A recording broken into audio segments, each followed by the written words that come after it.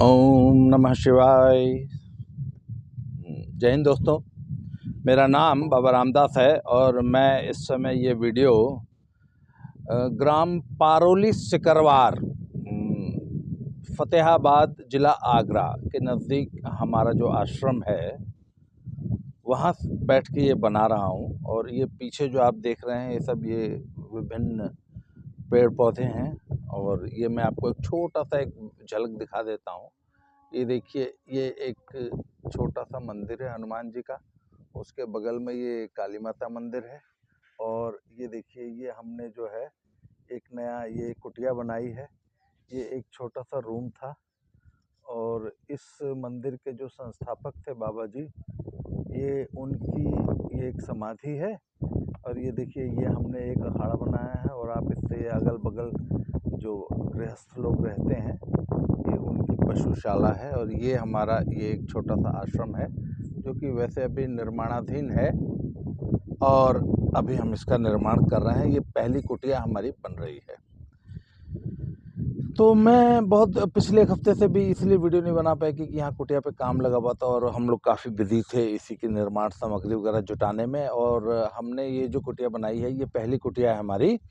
और इसमें हम टोटली जो एक तो ऑर्गेनिक चीज़ों का इस्तेमाल कर रहे हैं, प्राकृतिक वस्तुएं लगा रहे हैं, बांस और फूस इत्यादि से ये कुटिया बन रही है। कुछ जिसे कहते हैं ना, हमारे यहाँ गाजीपुर में तो पतलो बोलते हैं उसको, यहाँ पे उसको फूस बोलते हैं, पतेल भी बोलते हैं कुछ लोग। पतलो, पतला पतला उसका पत्ता होता है, लंबा लंबा 6-7-8 फुट ऊंचा हो जाता है वो पौधा। उसकी जो है फूस की छत बनाई जाती है।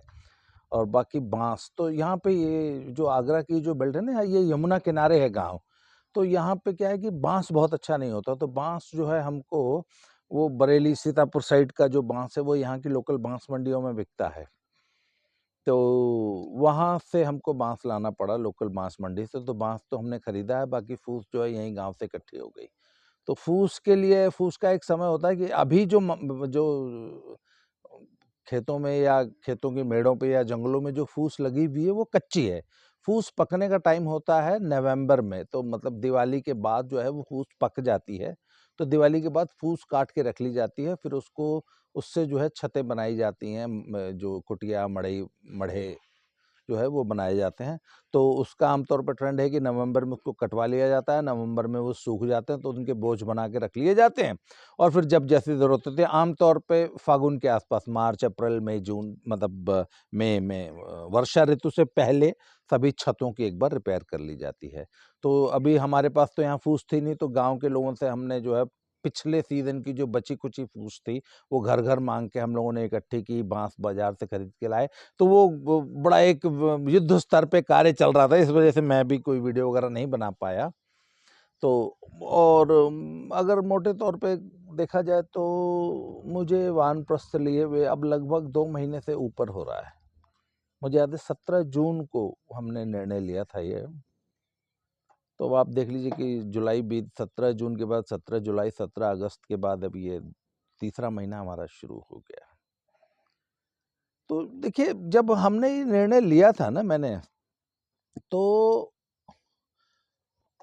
सबसे पहले तो घर से ही सवाल उठे थे। लोगों ने पूछा, फैमिली ने पूछा कि ये किसी आवेश में आके जल्दीबाजी में तो नहीं ले रहे हो निर्णय, और क्या मतलब इतनी आराम तलब जिंदगी जो मेरी रही है पिछले कुछ सालों में, तो उस आराम तलब जिंदगी को छोड़ के वो वानप्रस्थी का जीवन जी पाओगे? तो मैंने कहा यार कोशिश तो करेंगे, और कुछ ठीक है, शुरुआती दिक्कतें आएंगी। तो सबसे बड़ी दिक्कत यह थी कि साहब मुझे ना एसी में रहने की बड़ी गंदी आदत थी। और मैं आपको सही बताऊं तो जो मनाली जो शिफ्ट होने का जो कारण था वो ये था कि मुझे प्लेन की गर्मी बर्दाश्त नहीं होती थी। और मुझे गर्मी से दिक्कत नहीं होती, वो मई जून वाली सूखी गर्मी जो होती है उससे दिक्कत नहीं होती, अप्रैल मई वाली से। या जैसलमेर, जोधपुर, बाड़मेर, बीकानेर में जो गर्मी पड़ती है ना, उससे मुझे कष्ट नहीं होता। मुझे कष्ट होता है वो ह्यूमिडिटी वाली गर्मी से। तो और इसी गर्मी से तंग आके मैंने कहा यार देखा, ये टंटा ही काट दो जिंदगी का, अपना मनाली रहो। तो 3 साल तो था हमने सिर्फ इस गर्मी से बचने के चक्कर में मनाली काट दी है। और मनाली भी तब तक पड़े रहे जब तक -14 डिग्री टेम्परेचर नहीं हो गया, मतलब सिर दर्द होने लग गया था, इतनी सर्दी हो गई थी, बर्फ जबरदस्त स्नोफॉल हो रहा था मेरे घर के इर्द गिर्द। तो तब तक मनाली में पड़े रहे। तो खैर साहब अब प्लेन्स में रह रहे हैं। तो सवाल ये था कि मतलब इस प्लेन्स की गर्मी में बिना एसी के, और गांव में रह रहे हैं तो कई बार लाइट ही नहीं रहती। तो मैंने खुद से भी ये सवाल किया था, और शुरू में वाकई बहुत दिक्कत हुई। मतलब मुझे याद है जून जुलाई में हम लोग बिना एसी के जब कभी सोना पड़ता था तो कष्ट होता था। परंतु एक चीज मैंने अब पिछले कुछ दिनों से महसूस की है। आज ना मैं यहाँ पे आश्रम में एक छोटा सा कमरा है, उस कमरे में हमने एक सीलिंग फैन लगा रखा है। तो आज मैं ना बहुत दिनों बाद उस कमरे में गया हूँ, मतलब शायद 5-6 दिन बाद। 6 दिन से मैं उस कमरे में नहीं गया था। तो और यहाँ पे गांव में 18 घंटे लाइट रहती है, तो दिन में भी 5-7 घंटे लाइट रहती है और सारी रात पूरी रहती है। तो मैंने ये फिर मुझे याद आया कि पिछले 1 हफ्ते से मैं 1 मिनट भी कमरे में पंखे में नहीं लेटा। सारा दिन मैं पेड़ों के नीचे रहता हूँ। ये जो पीछे आप पेड़ों की जो घनी छाया देख रहे हैं ना, ये जो पीछे देखिए वो कपड़े सूख रहे हैं, और उसके बगल में ये जितनी भी घनी छाया है पेड़ों की, और इस तरफ भी है, दोनों तरफ। यहाँ पे इस मंदिर में जहाँ पे हमने आश्रम बनाया है, छायादार पेड़ बहुत ज़्यादा है। तो मैं सारा दिन इन पेड़ों की छाया के नीचे बैठता हूँ। और उसके बाद रात में भी बाहर सोता हूँ। और अब तो हमने ये जो कुटिया बनाई है ये काफ़ी बड़ी है, मतलब समझ लीजिए कि लगभग 500-600 स्क्वायर फीट लंबी चौड़ी कुटिया है, और ये भी चारों तरफ से ओपन है, बांस की बनी है। और पिछले 2-3 दिनों से तो लगातार उस कुटिया में सो रहे हैं, तो रात को फर्स्ट क्लास हवा चलती है। और एक बार ऐसा महसूस हुआ कि भाई एक पेडेस्टल फैन होना चाहिए, अदरवाइज तो पिछले 1 हफ्ते से बिना फैन के ही सो रहे थे, और बहुत शानदार हवा चलती है, बहुत अच्छा मौसम है। तो आज मैंने महसूस किया कि यार पिछले 7 दिन से एसी तो छोड़ो, मैंने फैन तक नहीं यूज किया। मतलब मैं बिना फैन के भी बहुत मजे से अपना जीवन मैं काट रहा हूँ। यहाँ पे आश्रम में भोजन पकता है, 2 टाइम खाना खाते हैं, और ज़्यादातर हरी सब्जियाँ खाते हैं। और गांव में कोई भी किसी भी परिवार से 2 रोटियां ताजी चूल्हे की बन के आ जाती हैं। सब्जी कभी हम बना लेते हैं, कभी कोई गांव वाला दे जाता है। तो ये भोजन का सिस्टम है। शाम को एकदम देसी गाय का 1.5-2 लीटर दूध मंगाते हैं हम, तो दूध पी लेते हैं, उसकी दही खा लेते हैं, और दोनों टाइम जो है अपना हरी सब्जियां खा रहे हैं खूब दबा के, और कभी 1-2 रोटी खा लेते हैं, कभी की रोटी मिस कर देते हैं। तो सब ये जीवन चल रहा है पिछले 2-2.25 महीने से। तो आज मैं बैठा बैठा ये विचार कर रहा था कि मैं ये सोचता था कि यार मैं एसी के बिना कैसे रहूंगा, मतलब प्लेन्स में। फिर मुझे ध्यान आया कि यार 1 हफ्ते से तो हमने पंखा तक नहीं चलाया, और जीवन में कहीं बड़ा बड़ा आनंद आ रहा है। तब दैट मीन्स जो ह्यूमन बॉडी है ना, कि बहुत जल्दी सीखती है, इट लर्न्स वेरी फास्ट। आप इसको कोई भी नई आदत 21 दिन में सिखा सकते हैं, ये हमारा आजमाया हुआ फॉर्मूला है। और ये स्पोर्ट्स में भी हम कहते हैं कि कोई भी बैड हैबिट या कोई भी नया मूव, नया एक्शन, या हमारे मसल ग्रुप्स को कोई भी नया एक्शन, कुछ नई लर्निंग सिखानी हो, या कोई पुरानी चीज अनलर्न करनी हो, भूलनी हो, तो इट टेक्स 21 डेज। 21 दिन में शरीर जो है नई परिस्थितियों में नए एक्शन, नए टास्क के लिए खुद को तैयार कर लेता है, ढाल लेता है। उसी तरह आपकी अगर ईटिंग हैबिट्स खराब है, अगर आपका लाइफस्टाइल खराब है, अगर आपका सोने का पैटर्न बहुत, मैंने शहरी जीवन में देखा है, तो लोग आजकल जब से ये स्मार्टफोन का जो जमाना आया है, और फ़ोन पे इतना ज़्यादा एंटरटेनमेंट अवेलेबल हो गया है, इतना ज़्यादा पढ़ने लिखने देखने के माध्यम हो गए हैं, तो लोग रात को 2-2 3-3 4-4 बजे तक जो है वो फ़ोन लेके सक्रिय रहते हैं। मैं खुद रहता था आज से मात्र कुछ महीने पहले तक, रात को 2-3 बजे भी मैं ऑनलाइन होता था।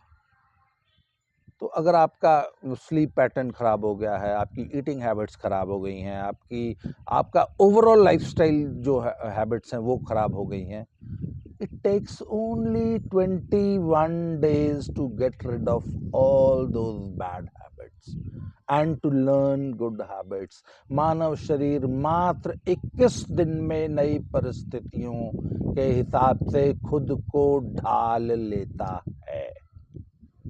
ये मैंने पिछले 2 महीनों में करके देखा है। ये मैं आपको अपना फर्स्ट हैंड एक्सपीरियंस बता रहा हूँ। मैं ये सिर्फ लेक्चर देने वाली बात नहीं कर रहा हूँ। आपका ईटिंग का पैटर्न बदल जाएगा, आपका स्लीपिंग का पैटर्न बदल जाएगा, आप सुबह समय से उठने लगेंगे, शाम को समय से सोने लगेंगे। इधर हम लोगों ने क्या किया कि हम सूर्यास्त के आसपास भोजन कर लेते हैं, लेट डिनर नहीं करते। तो जब आप शाम को 6-7 बजे भोजन कर लेते हैं ना और रात को 9, साढ़े 9, 10 बजे सो जाते हैं, आप इतना हल्का महसूस करते हैं, रात भर इतनी शानदार नींद आती है, सुबह नींद समय से खुलती है, आप सारा दिन बड़ा हेल्दी महसूस करते हैं खुद को।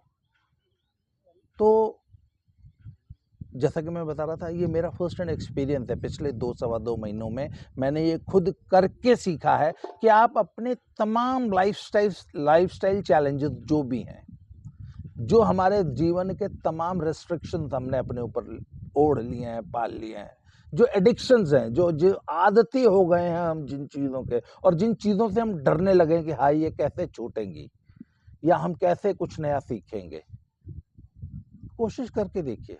और मैं तो आपको आज इनविटेशन दे रहा हूँ। एक कुटिया हमारी तैयार हो गई है। अभी हमारा जो वॉशरूम है, हम गांव में एक सज्जन है उनका यूज़ कर रहे हैं और वो ओपन में बना हुआ है। तो और हफ्ते भर के अंदर हमारा अपना वॉशरूम तैयार हो जाएगा। किचन भी हमारी ठीक ठाक फंक्शनिंग किचन हो गई है हमारे पास। तो मैं ना आपको इस आश्रम में इन्वाइट करता हूँ कि अगर आपको लगता है कि आप एक हेल्दी लाइफस्टाइल जीना चाहते हैं तो सिर्फ हफ्ते 10 दिन की छुट्टी लीजिए। अगर 20-25 दिन ले सकते हैं, महीना ले सकते हैं, बहुत अच्छी बात है। Other come to us for a weekend. एक वीकेंड पे हमारे पास आइए और आप देखिए कि कितना सुख शांति का जीवन, कितना अच्छा एक लाइफस्टाइल यहाँ पे आप जी सकते हैं हमारे इस आश्रम में।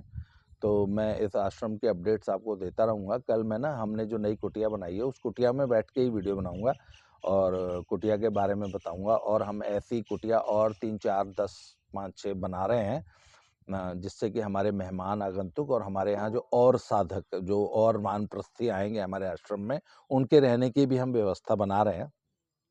तो जैसे हमारी एक कुटिया बन के तैयार होगी, हम दूसरी कुटिया पे हाथ लगा देंगे और मेरा अंदाजा है कि नवंबर तक हम कम से कम 4-6 कुटिया तो ऐसी बना ही लेंगे, जिससे कि हमारे बाहर के मेरे गेस्ट, मेरे फ्रेंड्स और मेरे आगंतुक मित्र और हमारे और साधक वानप्रस्थी मित्र भी आके यहाँ रह सकते हैं। या ऐसे लोग जो दिमाग से वानप्रस्थ की तैयारी कर रहे हैं, जो चाहते हैं कि वो भी इस लाइफ को जीना चाहते हैं, तो वो कम से कम आके अभी एक टेस्ट ले सकते हैं कि जो भविष्य में जो वानप्रस्थ उन्होंने लेना है वो उसका स्वरूप क्या होगा। वो आप हमारे यहाँ आइए, 2-4 दिन रहिए तो आपको थोड़ा सा एक अंदाजा हो जाएगा। और हमारे रहने खाने की सुविधा पूरी तरह निःशुल्क है।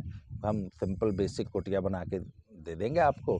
आप आइए, रहिए, बेशक हमारे साथ कम्युनिटी किचन में भोजन कीजिए, चाहे आप अपने भोजन खुद पका लीजिए या जैसा भी आपको उचित लगता है। यहाँ बढ़िया शानदार देसी गाय का A2 मिल्क, देसी ऑर्गेनिक मिल्क बहुत शानदार मिलता है।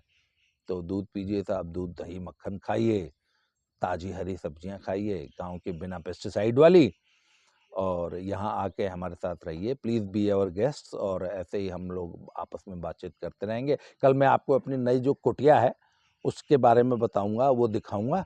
आज के लिए इतना ही। बहुत बहुत धन्यवाद। अगले वीडियो में फिर से मिलते हैं। Thank you very much.